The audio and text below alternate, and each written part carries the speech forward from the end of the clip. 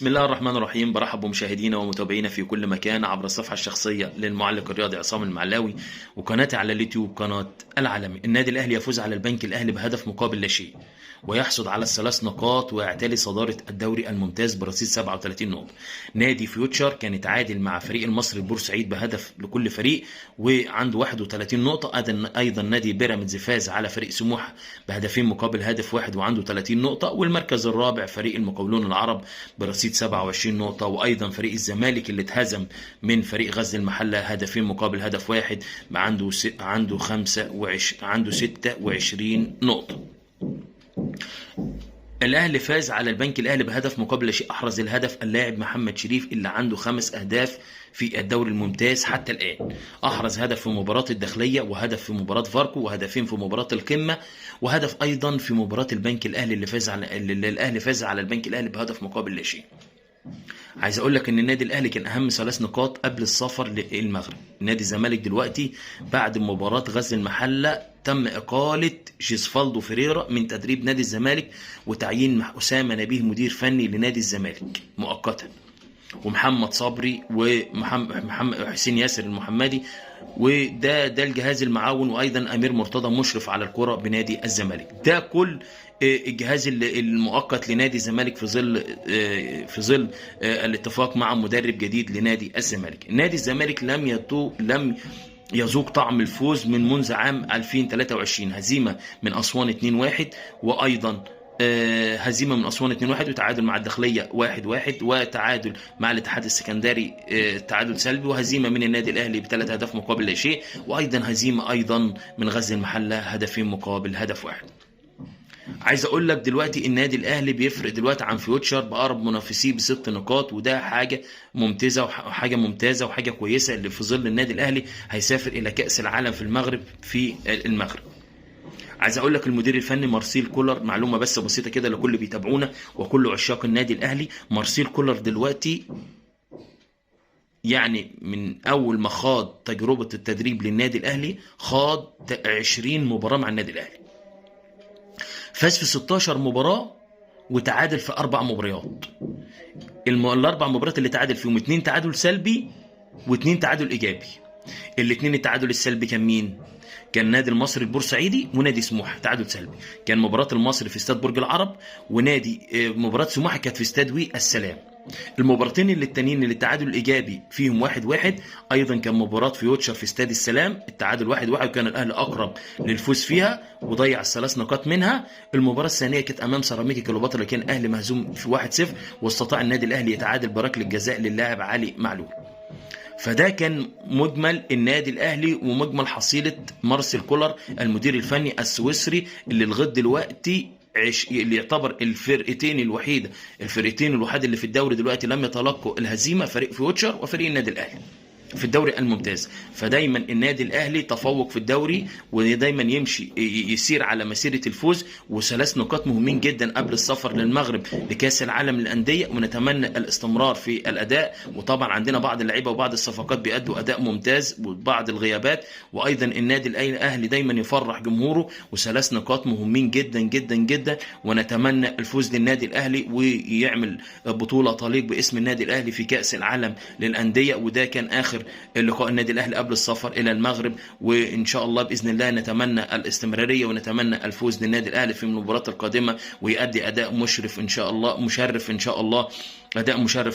في المغرب ويشرف الكره المصريه. وما تنسوش تعملوا له لايك وتعملوا لي اشتراك على قناتي على اليوتيوب ومتابعه على الفيسبوك. وده كان فيديو عن النادي الاهلي واشوفكم على خير ان شاء الله.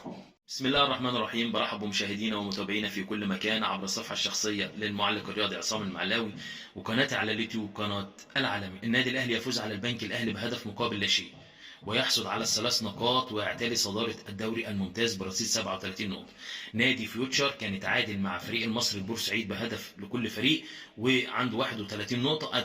أيضا نادي بيراميدز فاز على فريق سموحة بهدفين مقابل هدف واحد وعنده 30 نقطة. والمركز الرابع فريق المقاولون العرب برصيد 27 نقطة. وأيضا فريق الزمالك اللي اتهزم من فريق غزل المحلة هدفين مقابل هدف واحد عنده 26 نقطة.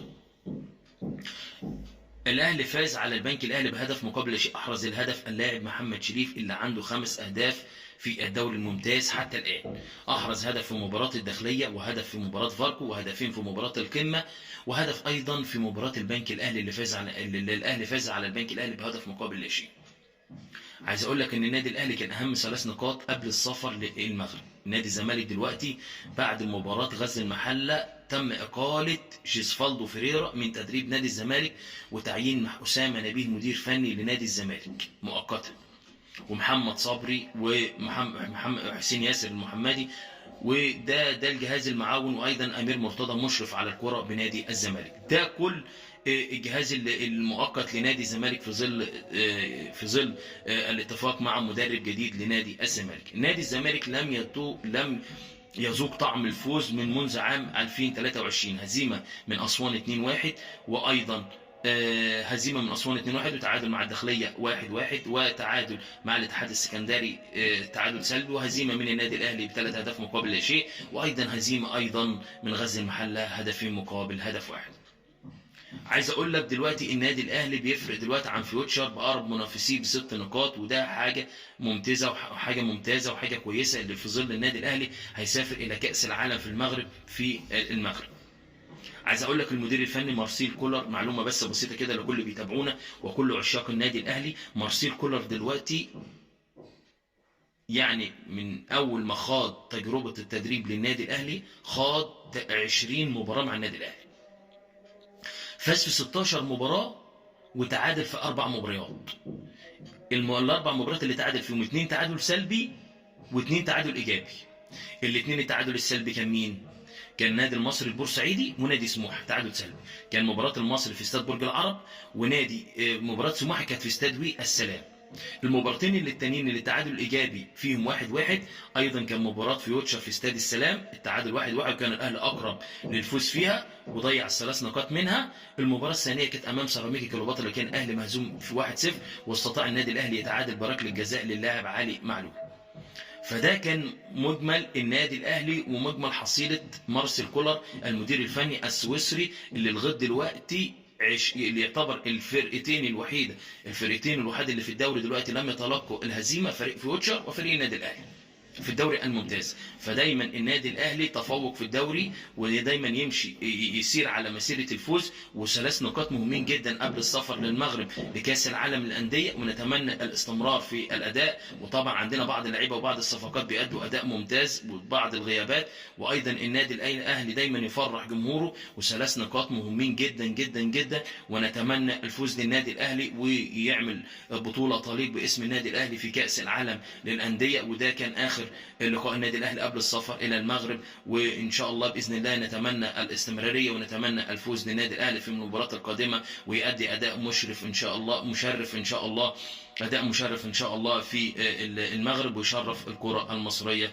وما تنسوش تعملوا له لايك وتعملوا لي اشتراك على قناتي على اليوتيوب ومتابعه على الفيسبوك. وده كان فيديو عن النادي الاهلي، واشوفكم على خير ان شاء الله.